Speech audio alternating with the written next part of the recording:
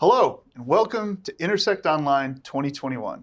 My name is Devin Watson. I'm the Chief Marketing Officer for Diebold Nixdorf, and joining me today as your co-host is Amy Lombardo, our Head of Digital Marketing. Thanks, Devin. I'm happy to be here. Thank you for doing this.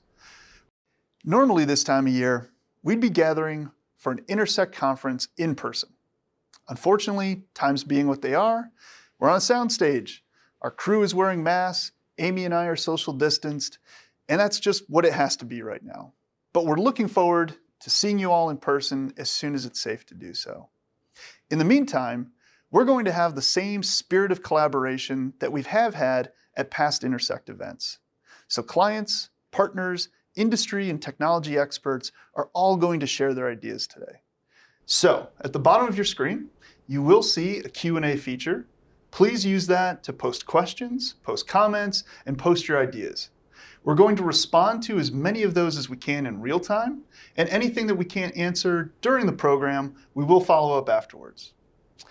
We have an amazing show. I'm really excited to hear from Zhi-Ying Barry from Forrester Research. We're also going to have two of the principal executives behind a de novo bank in Austria called Bank 99. It'll be a really interesting segment, and I'm super excited to hear what they have to say. 2020 was an exceptional year. We as an industry have worked so hard to automate and digitize the way people bank over the past years. And all of a sudden, the self-service channel became even more mission critical overnight. And I'm very proud of how this industry overall has responded to that challenge. Now, at the same time, the underlying infrastructure beneath this banking channel must continue to evolve. We have to continue to be sustainable. We have to continue to work on reach and inclusion. And we have to continue to automate new transactions to serve the needs of constituents like small and medium business owners. So in 2021, we need to continue to transform the way people bank. Amy, let's get started. All right, Devin. So we're starting out with a real power player today. Forrester Research is one of the most influential research and advisory firms in the world. They work with business and technology leaders to drive customer-obsessed vision, strategy, and execution that accelerates growth. Now, according to Forrester Research, the future of banking will be invisible, connected, insights-driven, and purposeful. From connected experiences that blend human and digital together to connected products and expanded ecosystems, new business models will only succeed if collaborations between networks and partnerships are strong. Devin, you're talking about this futuristic vision of banking with Zhi-Ying Barry, Senior Analyst, Digital Business Strategy at Forrester Research. So, Devin, why don't you tell us a little bit about her bio first? Happy to, and then I'm excited to jump in and hear what she has to say. So Zhi-Ying is based in Sydney, and she serves digital strategy professionals in the financial services and retail sectors across Asia Pacific. Her research focuses on business and customer value that digital technologies can bring. And she advises her clients on strategies really to create new business models and new sources of value for customers in the region. She works closely with executives at major banks, insurers, and even wealth management firms. And I'm just really excited to hear what she has to say. Let's bring her on.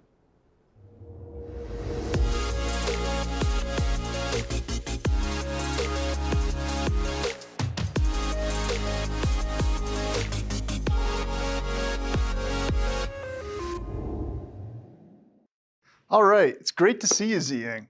So Forrester stated that by 2030, banking is going to be invisible, connected, insights-driven, and purposeful. And that's a lot to unpack and live up to, even in the best of times.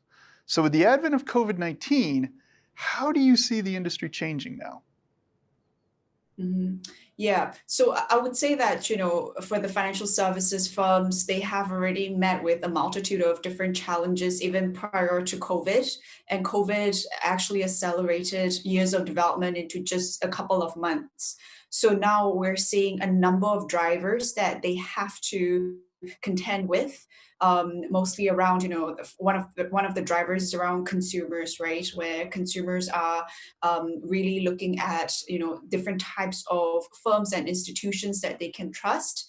and their trust in traditional firms, it's slowly becoming, it's diminishing over time. And they're starting to trust, global platforms with the likes of your Amazons and your Apples of the world. So that's one part of it where we saw, that's one of the drivers. The other driver is around competitors, where the world has become a global stage, and so are these financial services firms competitors. You're not just looking at some of the competitors within your own region, but also international competitors that are coming into your countries. And the third one is the economics. Economics are fast changing, where we're going to start to see more and more pressure on deposits and fee related type of models. And we'll start to see the long tail of COVID, where it starts to impact defaults.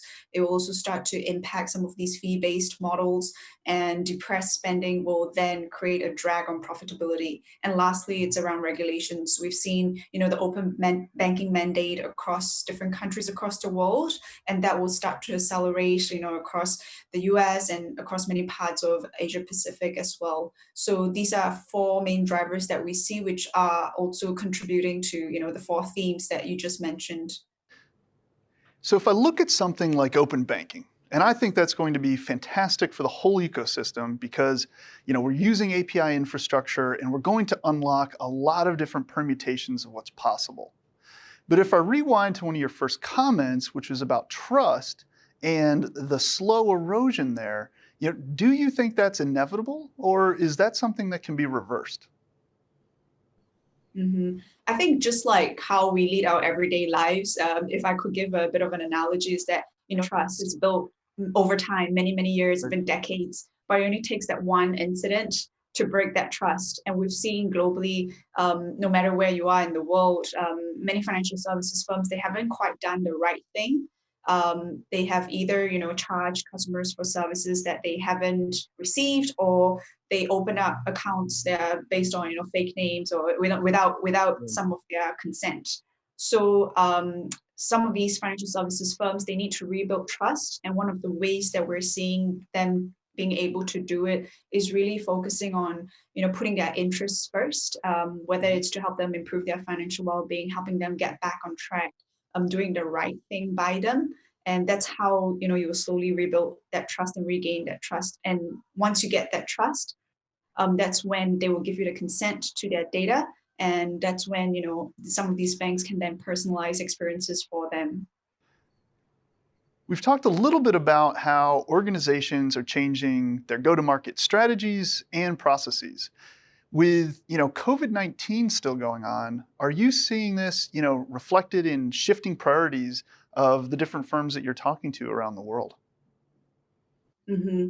Yeah, I think definitely we did touch upon the four themes that you mentioned, right? Which is, banks need to be more invisible, and that's really embedding themselves at their customers' moment of need.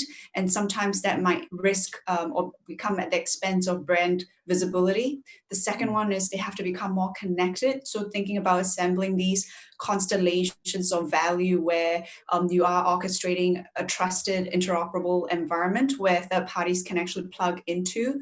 And the third one is around insights driven, where you can no longer be complacent anymore, but to leverage these types of insights to ensure that consumers are actually getting the value out of the insights that you provide for them. And then the last one is around purposeful or being purpose driven. And that's really around aligning to their social or environmental values that they find core to their beliefs. And when we look at these four themes, and that's how banks should transform, it's also taking multiple routes to market. So some banks might become, the platform or the rails upon which other firms can use or leverage. So we've seen big banks like Barclays and Goldman Sachs, where they are the suppliers of financial services to different types of platforms such as Amazon or Uber, where they are providing these financial services capabilities to their customers. Well, others, they might try to compete with some of these tech titans for customer primacy.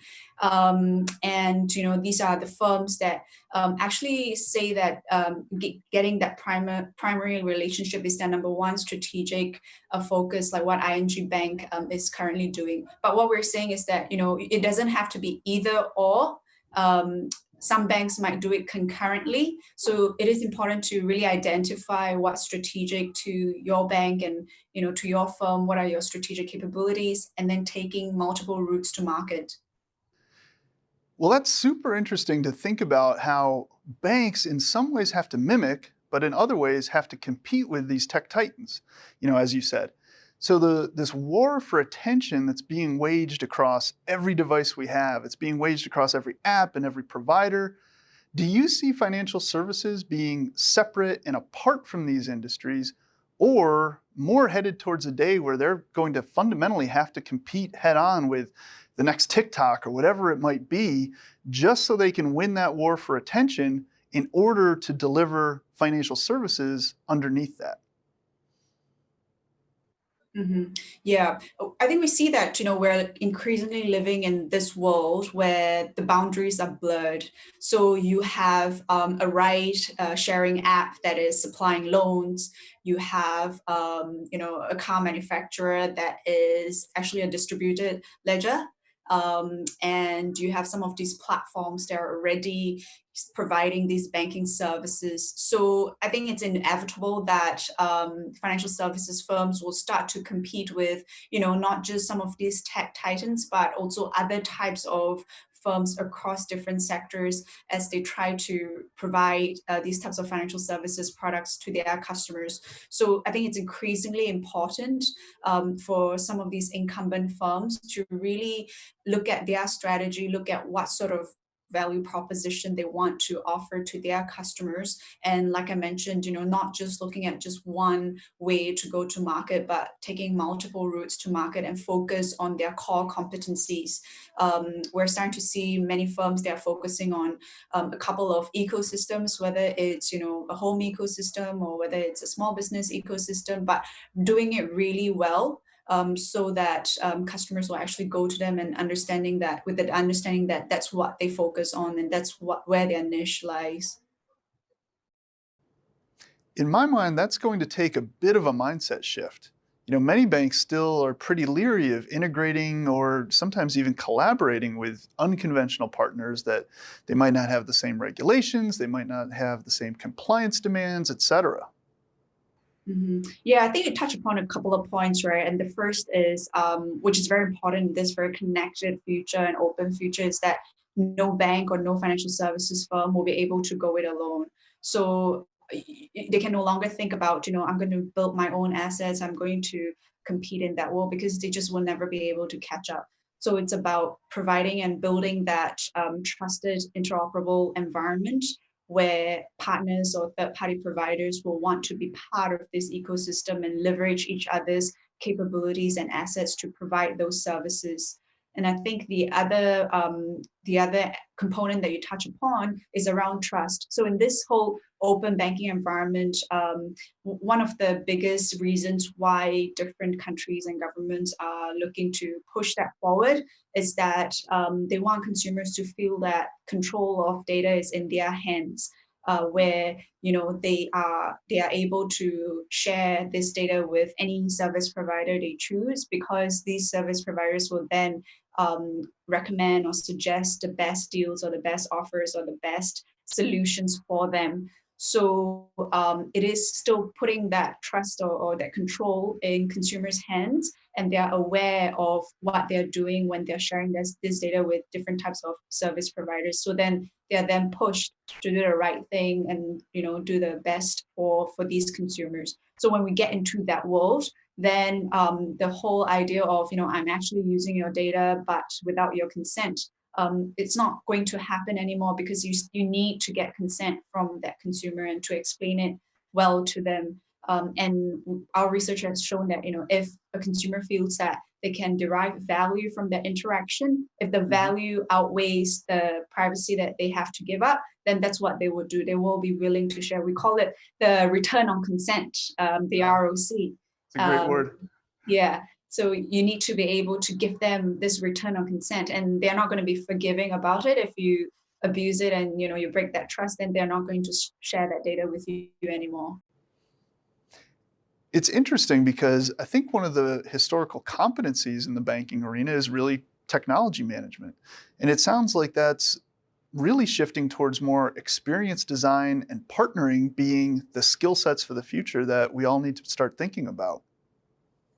Yeah. And I think that is the biggest challenge that we see, which is that mindset shift, because it's not about, the firm's interest anymore, but it's about how can I make my partners succeed so that the broader ecosystem can be such a valuable and, such a successful ecosystem. So it's no longer about one party or, one firm anymore, but it's about the broader skill and the broader ecosystem, which is one of the most difficult challenges that firms face today. In your mind, is the bank of the future a utility or a consumer-facing brand? Yeah. So I think it doesn't have to be either or. That being said, we will start to see the smaller institutions, they will struggle for customer primacy just because they don't have the skill, they don't have the types of resources or capabilities or the types of talent or to be able to achieve that. That being said, we'll start to see, some banks, they will become utilities or they will provide just the back end for other firms because they don't see it as their strategic competitive advantage to keep fighting for customer primacy, which is a really it is a very competitive world because you're competing with different types of firms in that space.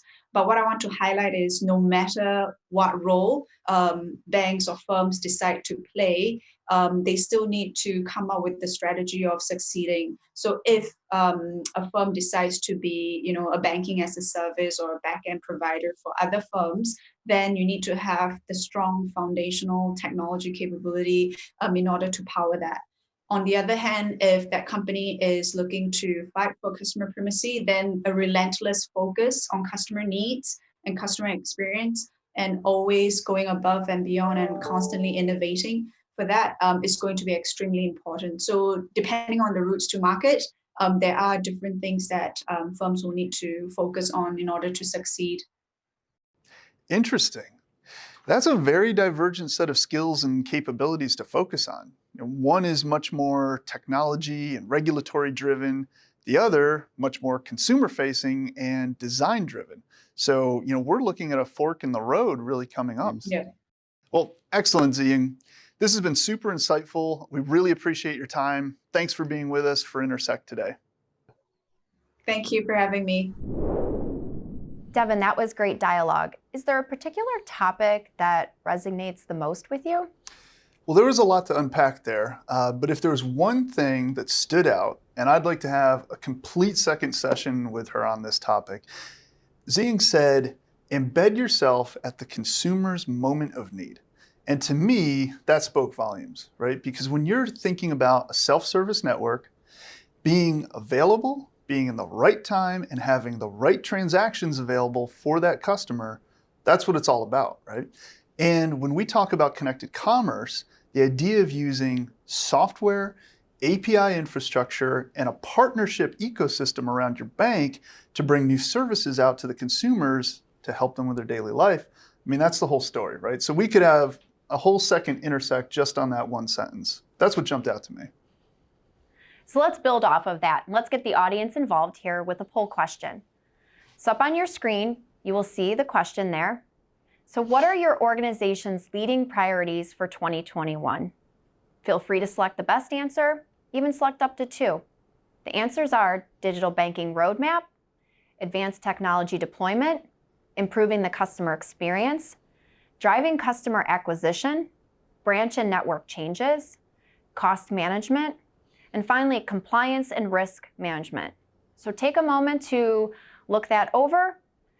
We'll give you a few minutes to answer the question there, and we'll review those results towards the end of the session.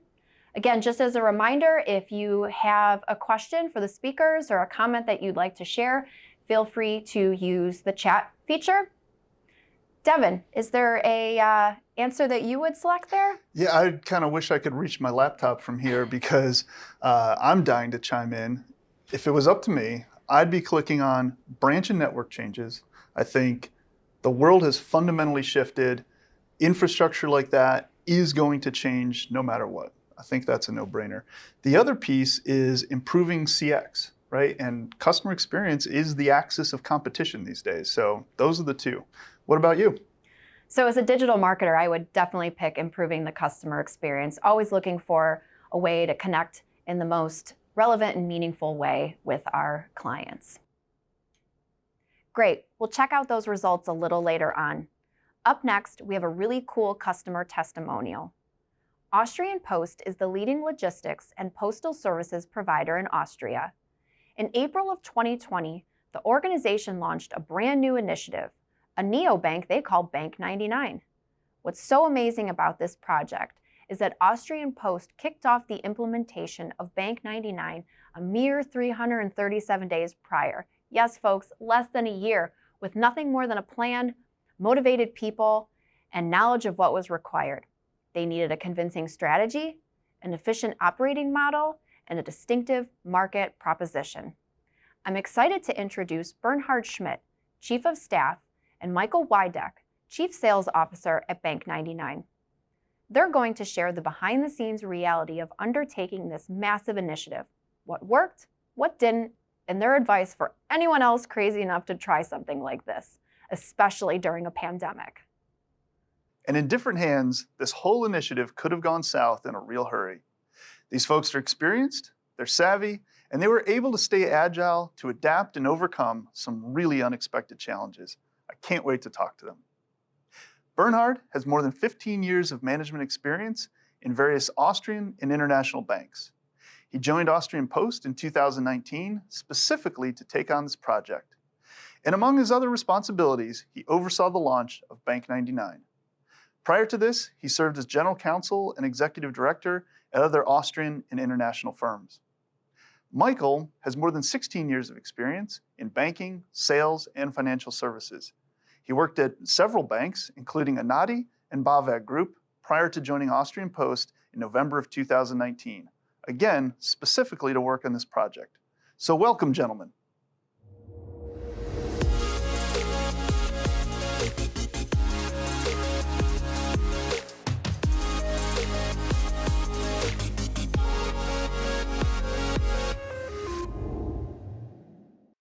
Hello, Devin from Vienna, and thank you very much for the kind introduction. We as Bank 99 are very happy and pleased to be able to be part of Intersect Online this year. To start things off and to give you a bit of a look and feel what our bank is about, what we target, and what are our values, come along with me and let's watch a small video. This is Anna, who's already on a roll while others are still asleep. And this is Franz. He likes to take things into his own hands. Both of them, and all of them, have one thing in common. They're part of a collective we. We, the 99%. Those dedicated early birds and those who strive to become them. Those caring household heroes who, despite everything, never stop focusing on the big picture. Those spontaneous adventurers who had already started their journey but changed their minds. Those friends, acquaintances and relatives who transform a region into a home. We are all part of a new bank. A bank that is simply convenient, that simply thinks for 99% of people in Austria. Where you see what you get, and where you are seen, even if at times you don't believe in yourself. A bank that doesn't know better, but understands, whether talking to your advisor or stopping by online. A bank that takes responsibility today for tomorrow, and the day after tomorrow. A bank that is everywhere where people are at home. We are Bank 99, the new bank by Österreichische Post. Austrian Post actually has a long tradition in offering financial services, actually longer than 140 years. And in the recent past, we stood in front of the decision to build our own bank, our own retail bank. And when coming to the decision, which was a hard journey to be honest, we identified 4 key factors, which led us to believe that this decision, building an own retail bank, a new retail bank, is the right one. The first one was customer perception. Customer perception, why customer perception? Even though Austrian Post never had its own bank, customers believed that they were banking customers of Austrian Post. And therefore, we recognize the huge potential in this. Second, Austrian Post has a USP also for financial services. First of all, it has a very, very strong brand, which is nearly 100% recognized in Austria, and which has values such as trustworthy, such as safe and secure, long-term thinking, which are ideal fit also to retail banking operations. Another part of this aspect USP is, of course, the vast branch network. It's unprecedented. Austrian Post has around 450 own-operated branches and another 1,500 post partners where we potentially could offer banking services. The third was, of course, being able to do something greenfield without any legacy, also concerning the target operating model, be as small as possible, but only as big as necessary and thus cost efficient. And the fourth point, which is also very key for us, was a very focused product offering centered around the current account and the saving products and simple payment solutions for the vast majority of the population in Austria. But for this, I would ask Michael to elaborate further, because of course he's the man for the business in our bank. Hi Devon, many thanks for the invitation also from my side. Banks are complicated. What is a current account? What is a debit card? What is a debit MasterCard? Many clients do not know. That's why we from Bank99 act toward one simple goal: to minimize distances. The language our clients are speaking and the one traditional banking are using is often very different. We are therefore 99% of the people in Austria with simple products without hidden costs. We want to do it differently. For this, we have the largest central managed branch network in Austria. Being the new bank of the Austrian Post, we have over 1,800 places in Austria where we help our clients in all regards towards their money. We have branches where other banks close their branches, so we are the last man standing in rural region. Our motto was digital first. For example, we build an onboarding journey on the smartphone. Okay, that's not the challenge, but the challenge is that every customer could open his account in less than 5 minutes and then he can use it. So for this, we had a lot of testing persons. Also my mother, she is 72 years old and she could open his account in 4 minutes. I would say the result is an intuitive onboarding journey, and for me it's the best in Austria at the moment. This onboarding journey we use online, on the smartphone, in the branches, at the transaction counter and at the advisors. It's always the same journey. Now I will tell you about the branch network in Austria. We have more than 1,800 branch touchpoints in Austria for our customers. This includes about 450 post branches and about 1,500 post partners. What we use is a store-in-store concept with the Austrian Post. About this situation, we have the longest opening hours from 8 a.m. to 6 p.m. and can offer integrated services in our branches. We have a shared self-service and frequency area. There we have every year more than 50 million customers. So we have direct access to potential customers for Bank99. On average, every Austrian people goes to a post branch 5 to 8 times a year. That is why we see the customers of other banks more often than they do themselves. All the cash handling is managed by Austrian Post at the transaction area, so we as bank have no cash handling in the branches. The bank area is operated by Bank99, of course. Let's talk about our ATM network. Bank99 had to focus on our core competence, banking and consulting. We selected Diebold Nixdorf to manage and operate our ATM network. Their services include hardware, lifecycle management, monitoring, maintenance, repair, cash forecasting, cash logistics, and our employee help desk. It's a complex solution to deliver, and Diebold Nixdorf has been a very reliable and trustful partner to us. They guarantee ATM availability for our customers in very cost-efficient and most innovative way. This is what we expect and need. You can't do this without the right partner. The implementation phase was very challenging and very exciting at the same time. Before the official launch of Bank99, everything had to be very agile and fast and so on. And I will never forget how Diebold Nixdorf was able to certify, product, ship and install 128 ETMs within 2 months. This was amazing for us. A very important milestone and poor motivation for every team member in this project. During our journey of building up Bank 99 in just 337 days, we of course also made quite a few mistakes and have a few lessons learned, or quite a lot lessons learned, and a few of those I would like to share with you. The first being, use your competitive advantages wherever you can and try to be anti-cyclic, try to be different. When you build something up in a short time frame, you have the tendency to look always what others are doing, but that's, as we found out, the wrong approach. Use, for instance, as Michael highlighted, your unique branch network, and while everybody is pulling out of the rural areas, stay there. Be the last man standing, because you can do it, or we could do it, to unmatched costs. Also very important, we found, to get rid of bureaucracy as fast as possible. Try fast, fail fast, but also adapt even faster. We sent the guys developing the onboarding journey down to the bus station, had people there test the mock-ups, and the feedback they got was hugely valuable, and we often had to start from scratch again because what we thought in the think tank just didn't work out there on the street.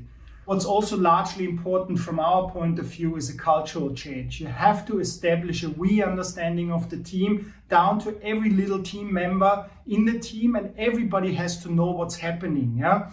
There is, in a project under such a time constraint, so many things happening in parallel. So to refocus the whole crew on what are the top priorities and what are the things we need to focus on a weekly, or if you want to, on a daily basis, is very, very key for the success.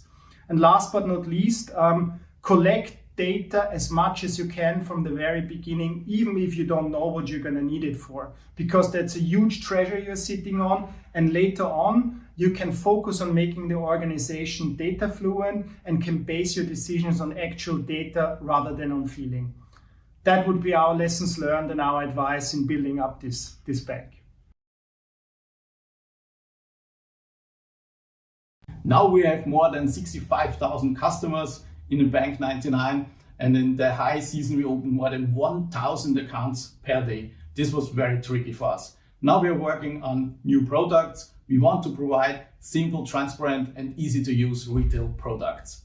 For this we will expand our product offering along the roadmap in the year 2021, and at the moment our customer base is more of the older generation, so we will offer more digital features to attracting young and digital customers. You've heard now from us how we worked in the past, how we built up this bank, where we stand now, but I think it's also very important to share with you what are our challenges that we are facing now going forward. We are quite struggling, to be honest, to make the shift from a project organization to a line organization and actually operating a bank. So try to put your focus as soon as possible in this kind of a setting, also on not only work in this project-based environment, but really try to get structures that are long-lasting and support an operating model in a running bank. The second sort of challenge going ahead is also that we have a need to require further talent. So don't lose your focus on having first sort of the organization in building the bank and then stopping, but you need to be searching for talent that's out there and try to make them come join your bank as you go along, because as customers grow, as the products grow, also necessities for certain specialization grow. So that's another key factor we're looking at the moment.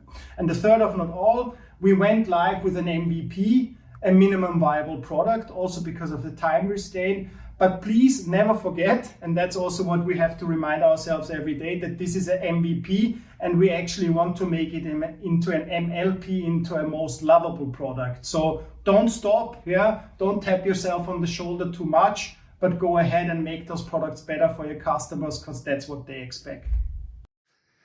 Bernhard, really great presentation. Thank you very much. I'm really intrigued that you took the risk to launch this bank in the early stages of the coronavirus pandemic. How did that unexpected challenge impact your plans and strategies? Thank you for that great question, Devin, because it's actually one I'm going to give you an answer to you probably wouldn't expect.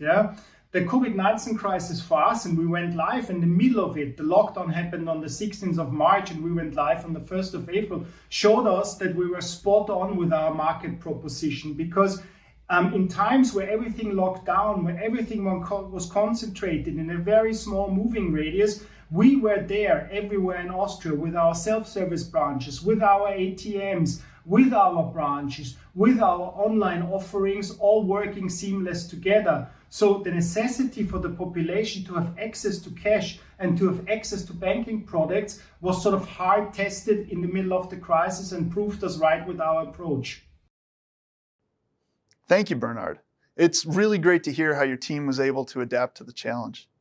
Michael, what's your perspective as a de novo bank on the ATM as a mission-critical banking channel?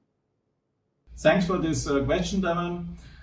Payment behavior has changed as a result of the pandemic, and we think that in the long term, about 20% less cash will be used for payments.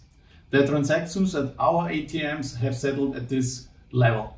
Transactions by non-customers are noticeably less frequent, mostly because there are no international tourists due to COVID-19. We anticipate this will change as tourism pick up back.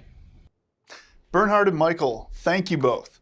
It was awesome that you could share with us the good, the bad, the ugly about this amazing project and the success story that it's becoming. I think there was a lot of great takeaways for the audience, and I like the motto, be as small as possible and as big as necessary. We really enjoyed partnering with you to ensure that this launch was a success and to make it seamless. So stick around, because up next, we're going to get into a second poll. All right, thanks, Devon. So again, there should be a pop-up that has come on your screen. Take a moment to review it. And the second question is, what are you considering outsourcing this year? Is it hardware lifecycle, software lifecycle, monitoring in your fleet, cash in transit, transaction processing, the user experience and overall marketing, or lastly, analytics, insight, and reporting? Feel free to check as many that might be applicable to your organization. So Devon, while the folks are having a chance to review this, what would you offer in terms of a recommendation? So if I was in the position of a ATM fleet operator, I would be probably going after first software lifecycle management, right? There's a lot of complexity there. It's got to do with regulations, it's got to do with compliance and security. So I'd be looking at that first. And probably second, if I had to only pick two, I'd be going after monitoring and fleet management, right? Driving high availability and high uptime that impacts your consumer experience. I think that's critical. All right, so let's go ahead and close this second poll. And then what we'll do is we'll get back to the live results that you all had answered from the first time around.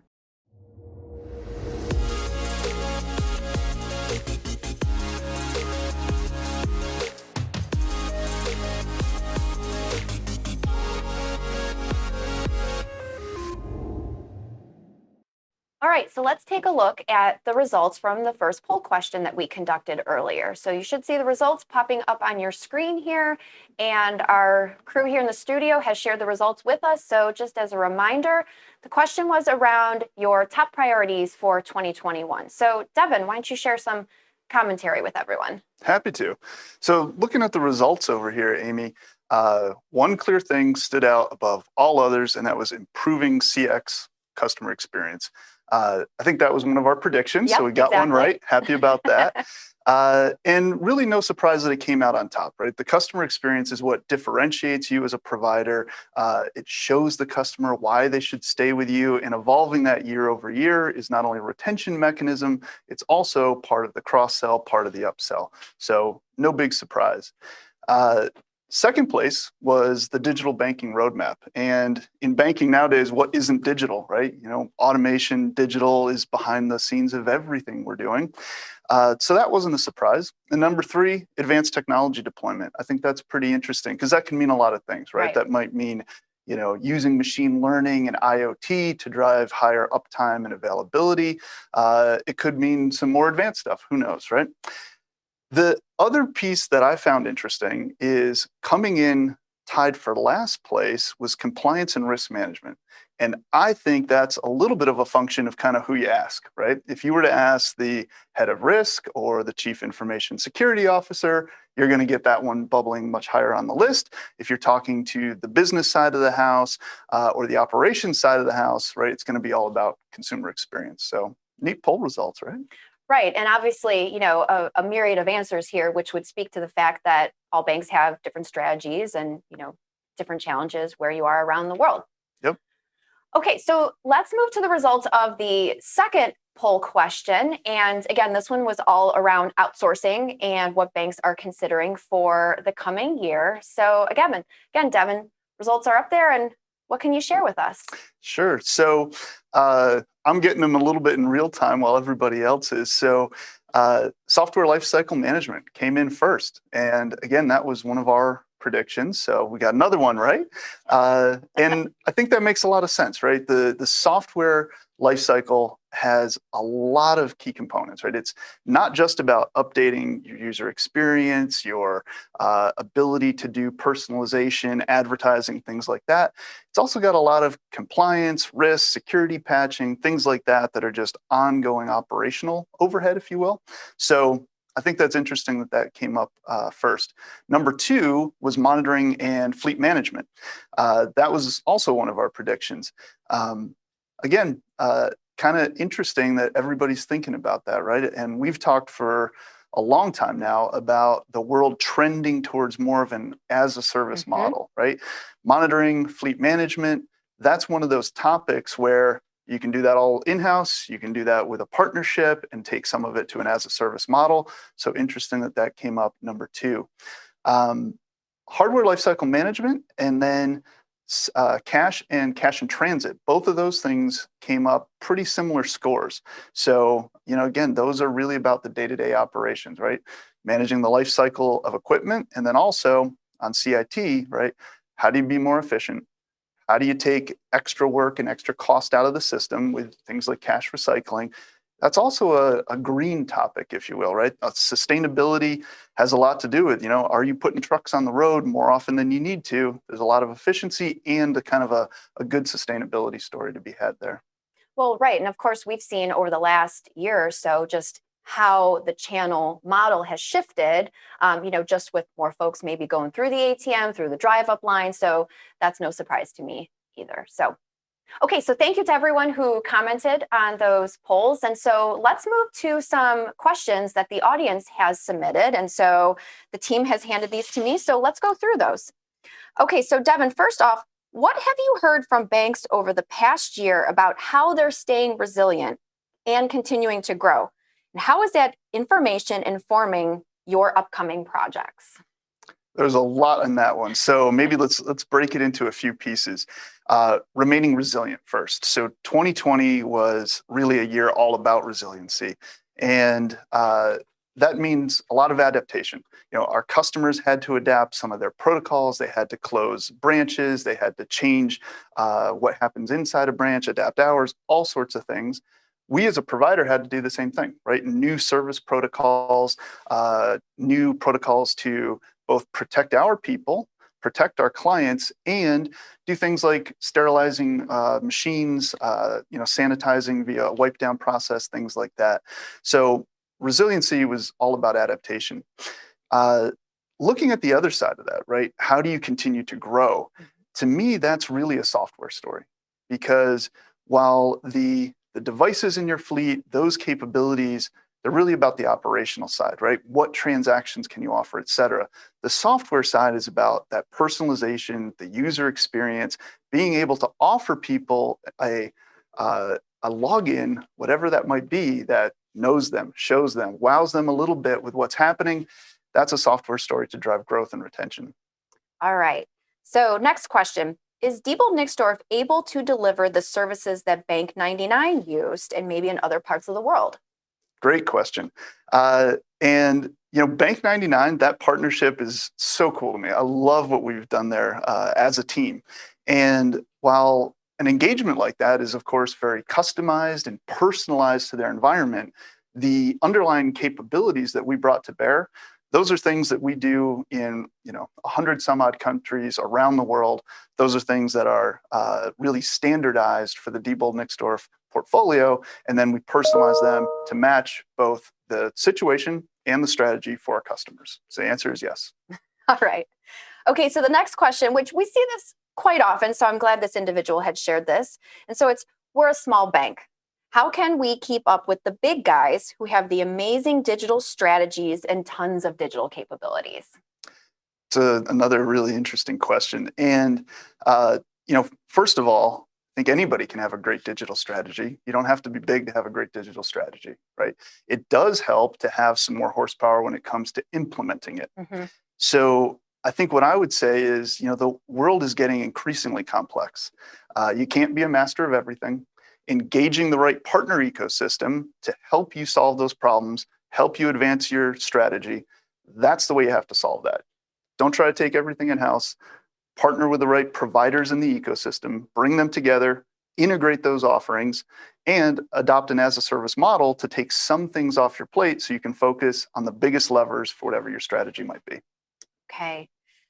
Next one. So Zhi-Ying Barry said banks should be invisible. So we've gotten a lot of comments from the crowd, and that's just sparked some questions. So can you comment on that one a little bit? I love a provocative, point of view. Right. And that's why, one of the things I love about working with Forrester Research, right? They're really out there thinking of what can and what might happen next. So with that comment in particular, right, I can think about it in a few different ways. Invisible doesn't have to mean that your brand becomes invisible. Invisible, in my opinion, would mean that your services and your capabilities become more seamlessly integrated throughout somebody's life. Good thought. Mm-hmm. Right? And probably the best example in my mind is the way my Amazon services follow me around, right? They follow me around on my phone, on my Echo devices, on my Fire TV. It's everywhere I go, embedded into what I do. The brand isn't less obvious to me. I know what I'm interacting with, but it is invisible that it's always there. Yep. Right? So that's the way I would think about that piece. Okay, good. Thank you. So thanks to everyone who submitted questions. If we were not able to get to yours today, one of us here will follow up with you, or of course, your local sales rep will follow up.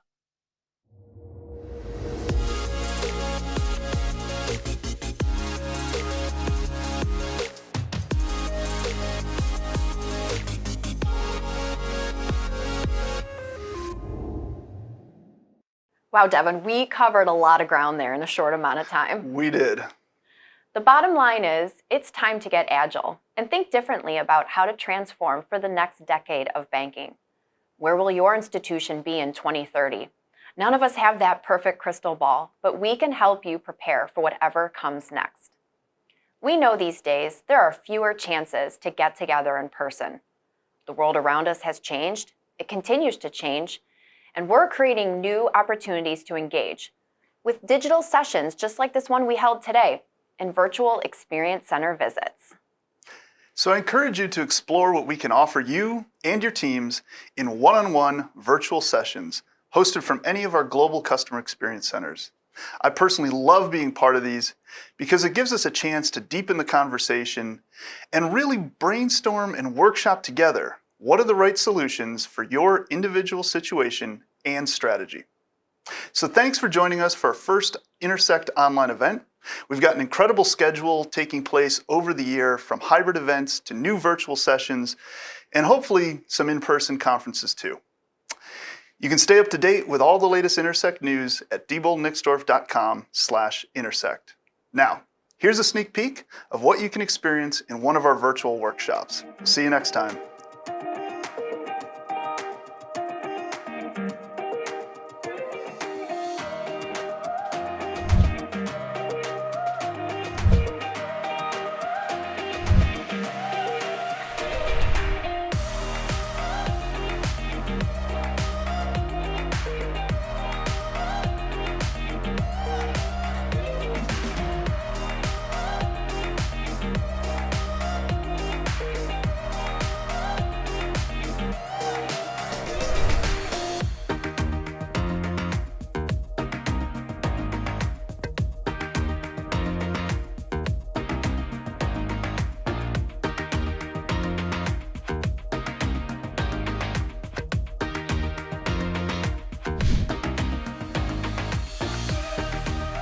We invite you to attend our unique virtual workshops online from any location across the globe. Engage with our subject matter experts from Diebold Nixdorf. Brainstorm ideas and experience how our technology can help you navigate to the new normal.